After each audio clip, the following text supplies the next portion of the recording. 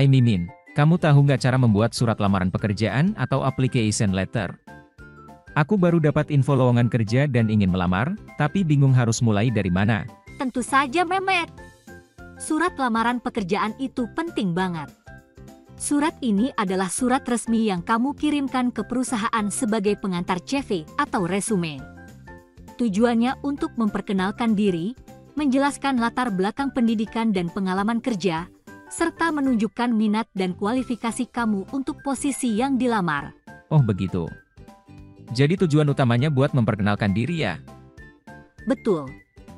Tapi bukan cuma itu. Ada beberapa tujuan utama lainnya juga, seperti menjelaskan motivasi kamu melamar di perusahaan tersebut, menonjolkan kualifikasi yang kamu miliki, dan tentu saja mengajak mereka untuk mengundang kamu ke wawancara. Menarik.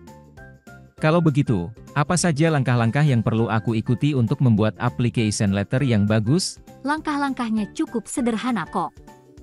Pertama, kamu harus menuliskan informasi kontak kamu di bagian atas, seperti nama, alamat, nomor telepon, dan email. Jangan lupa tulis tanggalnya juga. Oke, lalu apa lagi? Setelah itu, tambahkan alamat tujuan, yaitu nama penerima surat, jabatan, nama perusahaan, dan alamat perusahaan. Kemudian, gunakan salam pembuka yang formal seperti Dear Mr. Miss. Nama, atau kalau tidak tahu namanya, bisa pakai Dear Hiring Manager. Terus? Guys, you must answer this question. 1. Explain in detail the purpose of writing an application letter, and why this letter is important in the job application process. 2. Describe the steps involved in creating an effective and professionally standardized application letter. 3. How can you highlight relevant qualifications and experience in an application letter without repeating information from your resume? Provide a concrete example. 2 other questions are at the end of the video. Bagaimana dengan isi suratnya? Isi suratnya dibagi jadi 3 bagian. Pertama, paragraf pembuka yang isinya perkenalan diri dan sebutkan posisi yang kamu lamar. Jelaskan juga bagaimana kamu tahu tentang lowongan tersebut. Kedua, paragraf utama yang menjelaskan latar belakang pendidikan, pengalaman kerja, dan keterampilan yang relevan dengan posisi yang kamu lamar. Oh, jadi harus menjelaskan apa yang membuat aku cocok untuk posisi itu ya? Tepat sekali. Paragraf terakhir adalah paragraf penutup.